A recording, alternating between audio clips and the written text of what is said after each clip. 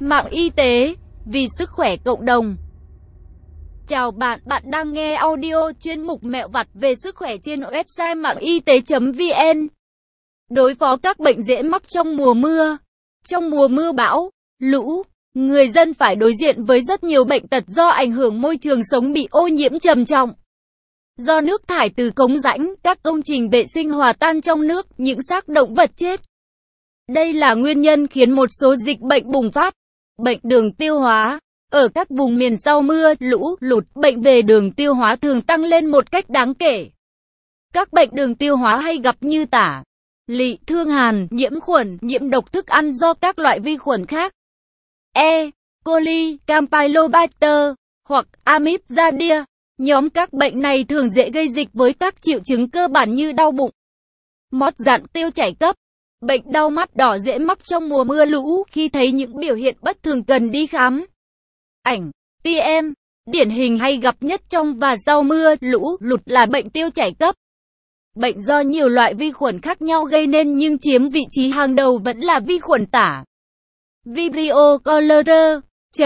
Ở những vùng miền xảy ra mưa, lũ, lụt mà trong các nguồn nước có vi khuẩn tả thì cực kỳ nguy hiểm vì chúng có khả năng lây lan nhanh chóng. Bên cạnh tiêu chảy cấp do vi khuẩn thương hàn, Salmonella, vi khuẩn lị, Shigella, vi khuẩn E. coli, Campylobacter và một số vi khuẩn đường ruột khác cũng đóng vai trò đáng kể trong việc gây bệnh tiêu chảy gặp ở vùng mưa, lũ, lụt liên quan đến vệ sinh môi trường, vệ sinh thực phẩm và nước dùng trong sinh hoạt, ăn, uống. Khi xảy ra mưa lũ, úng lụt, các bệnh lây truyền qua nước sẽ có nguy cơ bùng phát hàng đầu. Tiêu chảy do rotavirus, tình trạng nhiễm giun sán cũng sẽ có cơ hội lây truyền nhanh hơn. Ở trẻ em, nguy cơ mắc bệnh tiêu chảy do rotavirus là rất lớn và khả năng lây lan cũng mạnh. Nhất là dùng nước ăn uống không hợp vệ sinh. Sốt xuất huyết, môi trường ẩm ướt, ô nhiễm là điều kiện thuận lợi cho muỗi phát triển, do đó bệnh sốt xuất huyết rất dễ xảy ra.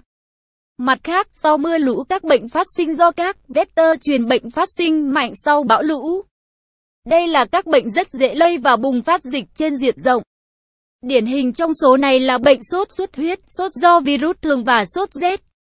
Để phòng bệnh cần loại bỏ nơi sản sinh của muỗi, diệt bọ gậy, loang quăng. Nên giữ vệ sinh nhà cửa và quanh nơi ở thật sạch sẽ để không có nước đọng trong nhà tạo nơi sinh sản cho muỗi. Bệnh cảm cúm và hô hấp. Thời tiết ẩm thấp, mưa nhiều làm tăng khả năng mắc các bệnh về đường hô hấp, trong đó phổ biến nhất là cúm, cảm lạnh. Khi bị cảm, cơ thể xuất hiện triệu chứng đau đầu, hắt hơi, sổ mũi, ho.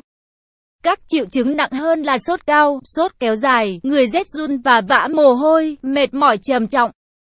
Một số trường hợp cảm lạnh và cúm có thể dẫn đến viêm phổi, viêm xoang, viêm tai hoặc viêm họng. Các bệnh hô hấp thường có khả năng lây nhiễm cao, tạo thành dịch, gây khó khăn cho việc điều trị. Đau mắt đỏ. Đau mắt đỏ là bệnh phổ biến, thường gặp ở cả người lớn lẫn trẻ nhỏ. Bệnh sẽ dễ mắc và dễ bùng phát thành dịch tại những nơi mà điều kiện vệ sinh, nước sạch không bảo đảm. Trong mùa mưa lũ, thời tiết ẩm tạo điều kiện cho virus phát triển. Kèm theo đó là thói quen sử dụng nước giếng khơi bị nhiễm bẩn. Đây là những nguyên nhân khiến số người mắc bệnh đau mắt đỏ tăng cao trong mùa mưa lũ. Các bệnh về da, sau mưa lũ, do điều kiện vệ sinh kém, môi trường, nguồn nước bị ô nhiễm và chứa đựng nhiều vi khuẩn gây bệnh. Trong đó phải kể đến các vi khuẩn gây bệnh về da. Một số bệnh ngoài da thường gặp mùa mưa như nấm kẹ chân, nấm móng, ghẻ, viêm da, viêm nang lông, nước ăn chân do nấm ký sinh gây ra, mẩn ngứa, viêm gan E. Viêm gan E là bệnh lây qua thức ăn, nước uống. Trong mùa mưa lũ, rác thải, nước thải tràn về có chứa các vi sinh vật gây bệnh. Trong đó có virus viêm gan E nhiễm vào nguồn nước sinh hoạt. Virus trong nước bám vào thực phẩm, nước uống và khi tiêu hóa phải thức ăn, nước uống đó sẽ dễ mắc bệnh. Điều may mắn là virus viêm gan E có sức đề kháng bên ngoài môi trường rất kém. Chỉ cần đun sôi khoảng 1 đến 2 phút là tiêu diệt được chúng. Vì vậy đảm bảo điều kiện vệ sinh ăn uống, chỗ ở rất cần thiết trong việc phòng bệnh viêm gan E. Bệnh sốt vàng da. Bệnh sốt vàng da chảy máu. xuất huyết, sau mưa, lũ, lụt do vi khuẩn Leptospira gây ra có liên quan trực tiếp đến nước tiểu của các loài chuột mang mầm. Bệnh Leptospira, chuột đào thải vi khuẩn này theo nước tiểu ra môi trường bên ngoài trôi vào dòng nước. Trong và sau mưa, lũ, nếu con người ngâm mình, chân tay với thời gian lâu trong nước thì vi khuẩn Leptospira rất dễ dàng chui qua da và niêm mạc, để vào trong cơ thể và gây bệnh. Bệnh xương khớp, thời tiết thất thường, mưa nắng bất chợt, không khí lạnh ẩm ướt đột ngột khiến nhiều người bị đau xương khớp, co cứng cơ. Đặc biệt là khớp hông, đầu gối, vai, tay, thắt lưng. Các khớp còn có thể bị sưng, gây khó khăn khi vận động. Biện pháp phòng bệnh trong mùa mưa bão. Người dân cần chủ động thực hiện các biện pháp phòng chống dịch bệnh trong, sau lũ lụt. Thực hiện ăn chín, uống sôi, bảo đảm an toàn thực phẩm, thường xuyên rửa tay với xà phòng. Thực hiện thao rửa bể nước, giếng nước, dụng cụ chứa nước và dùng những hóa chất như chloramin B hoặc viên Aquatab hoặc những hóa chất khác được Bộ Y tế khuyến cáo để khử khuẩn nước sử dụng cho ăn uống và sinh hoạt. Thực hiện nguyên tắc nước rút đến đâu làm vệ sinh môi trường đến đó. Tổ chức thu gom, xử lý, chôn xác động vật.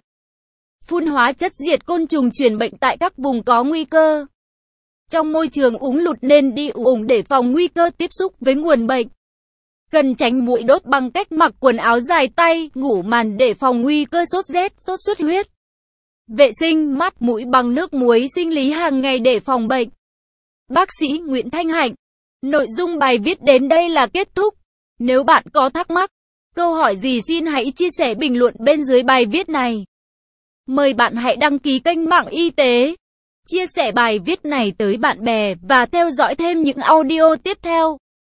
Hy vọng bài viết này sẽ đem lại cho bạn nhiều điều bổ ích. Chúc bạn luôn mạnh khỏe.